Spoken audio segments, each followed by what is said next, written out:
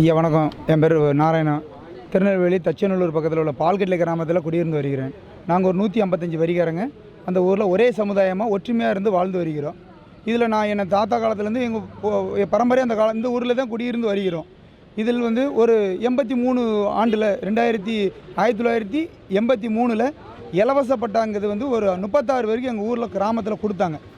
இதை ஒரு தனிநபர் பேச்சிமுத்துங்கிறவர் ஆக்கிரம் பண்ணி வச்சுருந்துருக்காரு. இதை கேஸ் போட்டு இவங்க வாங்கினாலும் அந்த பட்டா இந்த 36 பேருக்கு கொடுத்த இடத்த இப்போ 10 ஆண்டு காலமாக 30 வருஷத்துக்கு அப்புறம் அவன் 10 ஆண்டு காலமாக ஒரு தனிநபர் ஆக்கிரம் பண்ணி வச்சுக்கிட்டு அவர் ஒரு கட்சியில் நெல்லை மாவட்டத்தில் உள்ள திமுக 1வது வட்ட செயலாளர் பதவியில் இருக்கார். பேச்சிமுத்து மகன் முருகன். அவர் இப்போ 6 மாதம் முன்னாடி தவறி போனார், இறந்து போனார்.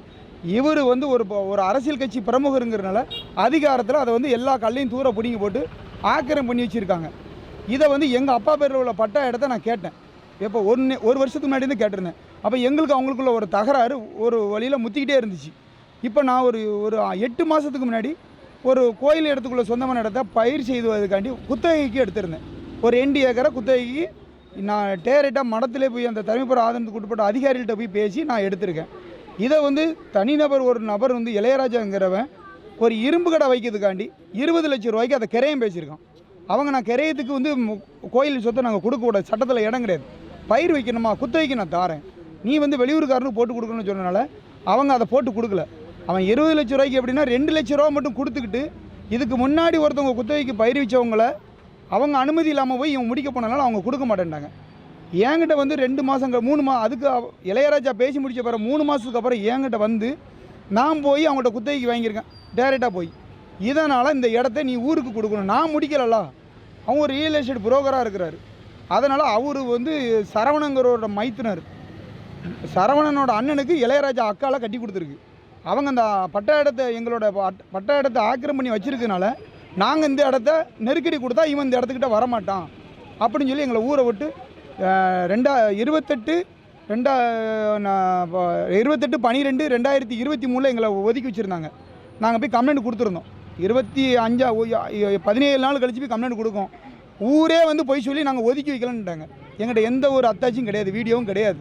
நாங்கள் ஊரில் என்ன பண்ணிட்டாங்க அப்படி பண்ணிட்டாங்கன்னு சொல்லி சேஷன் யாருமே நம்பலை. ஆனால் ஜனவரி 1ஆம் தேதிக்கு அப்புறம் எங்கள் வயலில் உழக்கூடாது, என் வயலில் கலப்பிடுங்கக்கூடாது, இவனுக்கு பொங்கப்படி கொடுக்கக்கூடாது, எல்லா வழியிலும் எங்களுக்கு இம்சை கொடுத்து டார்ச்சர் கொடுத்து என்கிட்ட வேலைக்கு வந்த 2 பேரையும் என் கூட ஒதுக்கி வச்சுட்டாங்க. எனது அண்ணன் தம்பி என் பிள்ளைகள் கூட பேசினால அவங்களையும் ஒரு 3 பேரை ஒதுக்கி மொத்தம் 6 நபரை எங்களை தனிமைப்படுத்திச்சிட்டாங்க. கடையில் போய் ஜாமான் வாங்கக்கூடாது, ஜாமான் வாங்கினாலும் கடைக்காரன்கிட்ட பேசக்கூடாது. என்னோட அப்பாவோட தங்கச்சி தான் கடை வச்சுருக்காங்க. பிள்ளைகளுக்கு ஜாமான் கொடுத்தாலும் நீ நின்று பேசக்கூடாது, உனக்கு என்ன இருக்குது, எவன் பேசுகிறானோ அவனுக்கு 10,000 தண்டம். ஊரில் சேரணுமா அவனுக்கு 1 லட்ச ரூபா. எங்கள் 5 பேர்த்துக்கும் அந்த 5 பேருக்கும் 1 லட்ச ரூபா. நான் 2 ஏக்கர் 14 சென்ட் ஊருக்கு தானமாக கொடுத்தணுமா, அவங்க காசு கொடுக்க மாட்டாங்களாம். அதை சுடுகாடு மயானம்னு யூஸ் பண்ண போகிறாங்களாம். ஏற்கனவே எங்கள் ஊருக்கு தெற்க ஒரு 2 ஏக்கர் வயக்காட்டுக்கு மத்தியில் இருக்குது. ஊருக்கு வடக்க மழை காலத்தில் பார்த்திக்கிறது 44 சென்ட் தனியாக இருக்குது. இதை வச்சுக்கிட்டு குத்தகைக்கு எடுத்தது தானமாக கேட்குறாங்க. அப்போ நான் இதை கொடுக்க முடியாது. நான் இவ்வளோ நாள் 35 வருஷம் இருந்துச்சுல தனியாக இருக்கிட்ட. அப்போ நான் இந்த ஊர்காரன் எடுத்தனால உங்களுக்கு என்ன தவறுனோன்னு, நீ இந்த ஊரில் வரி பணம் கொடுக்கக்கூடாது, உன்னை எதுவும் வாங்க மாட்டோம் நான் சொன்னேன். நான் கொடுக்க முடியாதுன்னு சொன்னோன்னே ஊரில் என்ன செய்யணும் நான் கேட்கணுன்னு, நீ கொடுத்தே ஆகணும், காலில் விழுந்து மன்னிப்பு கேளுங்க. நான் இடத்தையும் வாங்கினேன், நான் சுய சம்பாத்தியில் வாங்கினது எதுக்கு நான் மன்னிப்பு கேட்கணுங்கன்னாக்கி அதெல்லாம் கிடையாது, நீ ஊருக்கு எழுதி கொடுத்து மன்னிப்பு கேளு அப்படின்னு ஒரு 8 நபர் சேர்ந்து எனது அண்ணன் 2வது அண்ணன் ராகுல் முருகங்கிறவனை பிடிச்சி ஒரு 8 நபர் பிடிச்சி கொண்டை இழுத்து போட்டு நைட்டு இரவு 11 மணிக்கு ஊர் மத்தியில் வச்சு அடிக்கிறாங்க. அடித்ததில் நாங்கள் போய் ஸ்டேஷனில் போய் கம்ப்ளைண்ட் கொடுக்குறோம். ஊரே போய் சொல்லுது. 148 பேரும் போய் சொல்கிறாங்க காவல் நிலையத்தில் அப்போ காவல் நிலையத்தில் என்ன சொன்னாங்க, நீங்கள் எதுவும் கூட்டத்துக்கு போவாங்க, செவனின்னு இருங்க, நீங்கள் பேச வேண்டாம், எல்லாம் அத்தாச்சியோட வாங்கினேன். நாங்கள் 6 மாத காலமாக ஊரை விட்டு தான் எங்களை ஒதுக்கி வச்சுருக்காங்க. ஊரில் வரி வாங்கலை, ஊரில் ஒரு 2 கல்யாண வீடு நடந்துச்சு, 3 சடங்கு வீடு நடந்துச்சு, எங்களை சேர்க்கலை. அதை விட ஒரு பரிதாபம் என்னென்னா, விவசாய நிலத்தை தண்ணி பாய்ச்சி விதைச்சு போட்டிருக்கேன் சார். எனது வயலில் தண்ணி பாய்க்கக்கூடாது. என் வயல் 6 ஏக்கர் ஒன்றுமே விவசாயம் இல்லை, அவ்வளவும் தீஞ்சு போச்சு. இப்போ அறுவடை நடந்துச்சு, அறுவடைக்கு மிஷின் கொடுக்கூடான்ட்டாங்க. மிஷின் தச்சநல்லூர் காவல் நிலையத்திலேருந்து ஒரு டெம்போ வேனை கொண்டு நுப்பாட்டிச்சு நான் வயலை அறுத்துருங்க சார். இப்படி ஒரு தனிநபரை ஒரு ஊருக்காரங்க ஒரே சமுதாயத்தில் இப்படி செஞ்சால் தேவேந்திர குல வேளாளர் சமுதாயம் இது ஒரு தனிப்பட்ட ஒரு 5 பேர் சேர்ந்து என்னை தனிமைப்படுத்தி எனது மனநிலையை மாற்றிட்டாங்க. இருக்குது சார். எங்கள் ஊரில் நாட்டாமங்கிறது இப்போ ஜனவரி 17ஆம் தேதி இளையராஜாங்கிறவருக்கு நாட்டாமை விழுந்திருக்கு. இது போன நாட்டாமை வந்து வருஷத்தில் ஒரு திருப்பி சீட்டு தட்டி எடுப்பாங்க, 2 பேரை தேர்ந்தெடுப்பாங்க. அதில் ஒரு நாட்டாமை வந்து எந்த ஒரு விஷயமும் எனக்கு தெரியாதுன்ட்டார். ஏன்னா இவன் வந்து தனிப்பட்டு செயல்படுறான். அந்த பட்டா இடத்தை காப்பாற்றுறதுக்காண்டி இந்த கோயில் எடுத்த பிரச்சனை எங்கிட்ட கொண்டு வராங்க. நாட்டாமை சொல்லு தான் தீர்ப்பு. நேற்று தச்சநல்லூரில் வந்து 28ஆம் தேதி நாங்கள் பேசி முடிச்சிட்டோம், 31ஆம் தேதின்னு சொன்னதுக்கு அது தேவையில்லை. எங்கள் ஊரில் ஒரு மவுண்டு பணம்னு ஒன்று உண்டு, அதை 101 ரூபா நீ கொடுக்கணும். ஊரில் வந்து தான் பேசுவோம். இன்ஸ்பெக்டர் யார் பேசி முடிக்கணும், எங்கள் ஊரில் உள்ள அந்த நாட்டாமை தலைவர் பேசுகிறாரு. அடுத்தல எங்கள் ஊரில் ஒரு மே 1ஆம் தேதி ஒரு கோயில் திருவிழா வருது, பெருமாள் கோயில் திருவிழா. அதில் நான் ஒரு பணிவிடை செய்வதற்காண்டி ஒன்று வளர்த்துக்கிட்டு இருக்கேன். அதை நீ இவன் கொடுக்கக்கூடாது. எங்கள் 148 பேர் சாமி கும்பிடும்போது இவன் வந்து நிற்கக்கூடாது. காலில் விழுந்தது வந்து எப்படின்னா, ஜனவரி மாதம் 13ஆம் தேதி பெருமாளுங்கிறவரையும் ஒதுக்கி வச்சுட்டாங்க.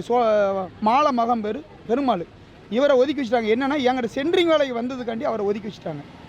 அவர் பொண்ணுக்கு கூட அவர் பெத்த பிள்ளை 2வது நடுவில் உள்ள பிள்ளைய ஊரில் உள்ள பலசர கடை அதிபருக்கு கட்டி கொடுத்துருக்காங்க.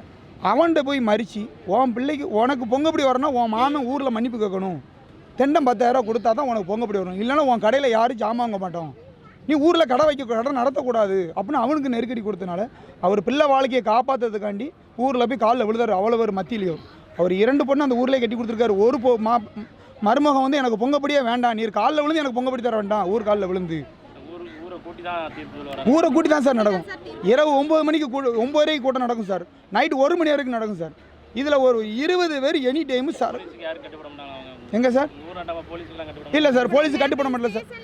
28ஆம் தேதி நாங்கள் கம்ப்ளைண்ட் கொடுத்தோம். 31ஆம் தேதி அவங்க கொடுத்த ஸ்டேட்மெண்ட் நேற்று எடுத்து பார்த்துட்டு நீங்கள் கொடுத்துருக்காங்கடா, அந்த கட்டுப்பாடு வேறு சார், எங்கள் கட்டுப்பாடு வேறு சார்.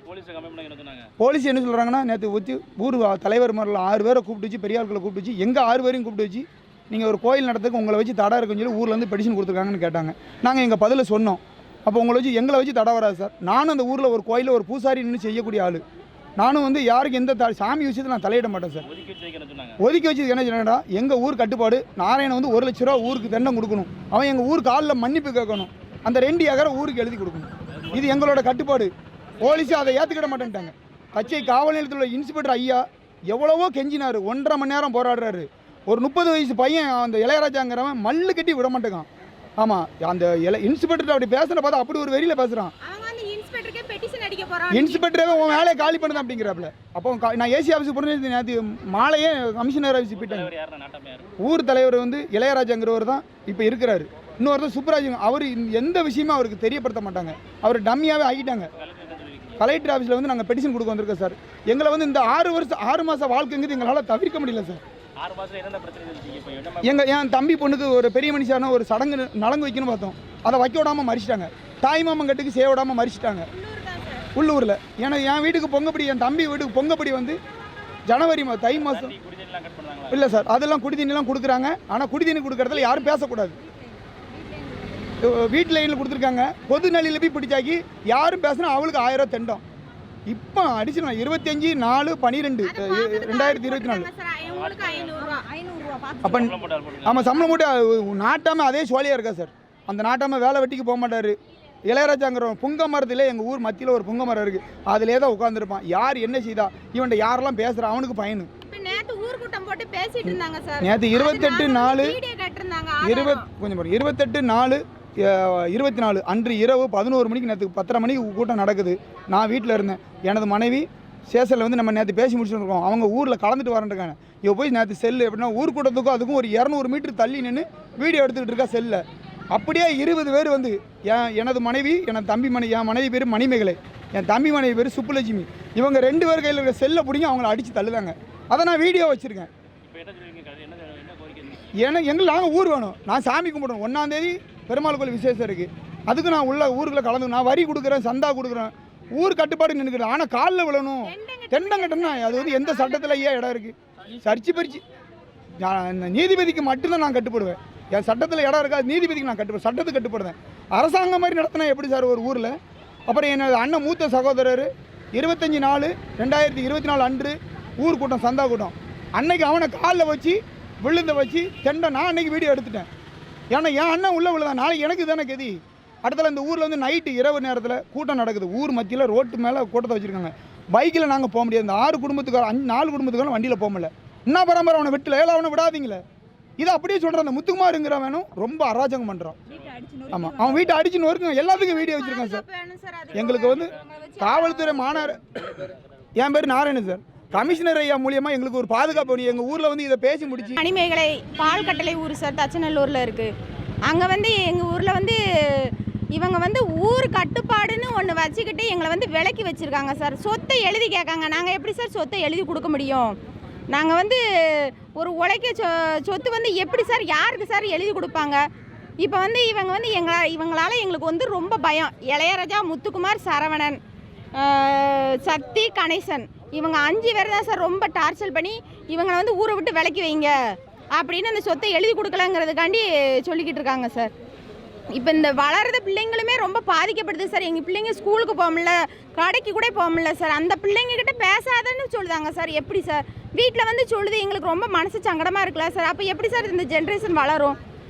அது வந்து பிள்ளைங்களை அப்படியே மட்டம் தடுத்தி கொண்டு போகிற மாதிரி இருக்குது சார். எங்களுக்கு குழந்தைகள்கிட்ட அன்றைக்கி என் மகன் பால் வாங்க போயிருந்தான் சார். பண்ணையில் சொசைட்டி பண்ணைன்னு ஒன்று இருக்குது சார் எங்கள் ஊரில். பால் வாங்க போய் எங்கனை போய் இருந்தான் சார். பண்ணையில் கிளர்க்குன்னு ஒருத்தர் வருவார், அவர் தான் பால் ஊற்றணும்.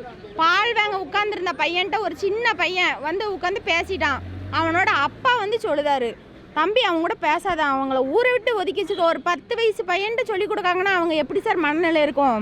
என் பையன் வந்து வீட்டில் வந்து சொல்லிட்டு போகிறான் சார், மம்மி இப்படி வந்து அந்த மாமா வந்து இப்படி சொல்லுதாங்க, எங்ககிட்ட பேசக்கூடாதுன்னு அப்படின்னு சொன்னாங்க சார். நாங்கள் என்ன சார் தப்பு செஞ்சோம்?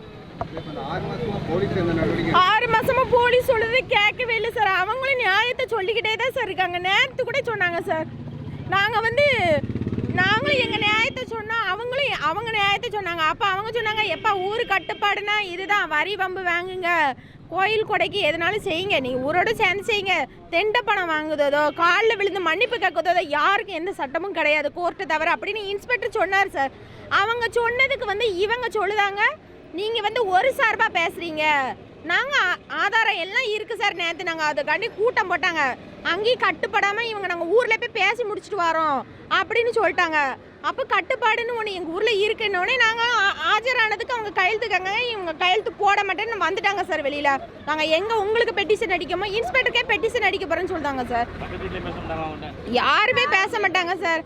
என் தம்பி, இவங்க தம்பி தான் சார் எங்கள் வீட்டுக்காருக்கு. அவங்க பொண்ணு எனக்கு மகா தான் சார். ஜாமான் கொடுக்கலாம் ஆனால் பேசக்கூடாதுங்க சார். அவங்க எனக்கு பெரியமா சார். எப்படி சார் பேசாமல் இருப்பாங்க? ஒரு உடம்பு சரியில்லை ஹாஸ்பிட்டல் போனால் எப்படி சார் நாங்கள் பேசாமல் இருக்க முடியும்?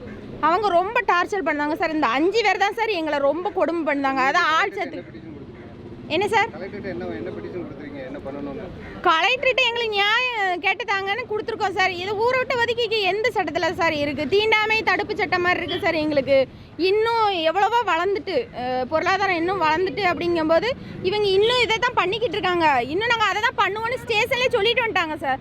அப்போ நாங்கள் என்ன சார் செய்ய முடியும்? அதுக்காக தான் சார் கலெக்டர் ஆஃபீஸ்க்கு வந்துட்டோம். இன்ஸ்பெக்டர்கிட்டே சொல்லி தச்சநல்லூர் ஸ்டேஷன்லேயே அவங்க கேட்க மாட்டாங்கும் போது நாங்கள் இங்கே தானே சார் வர முடியும். இங்கேயும் நீங்கள் கேட்கலான்னா நாங்கள் மேல் இடத்துக்கு போகிறோம் சார். என் பேர் மணிமேகலை சார்.